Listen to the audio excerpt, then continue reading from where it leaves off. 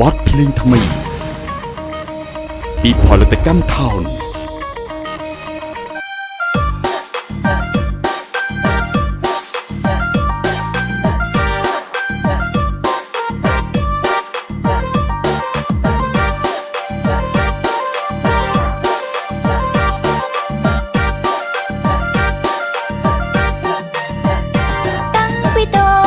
ចូលចិត្តតែអក្សរតចេះដើរទេតាដើរតោងដៃតា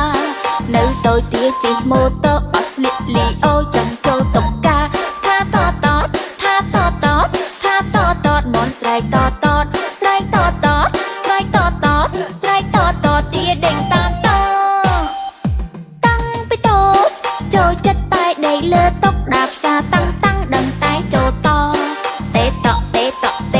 លុយមានតិចទួចរទិញល្អថាទេតថាទេតថាទេតមនស្រែកតស្រែកតស្រែកតស្រែកតទាដេញតាមតពេលប្រលឹមចង់ខំតាំងតែពេលទំនេរដេក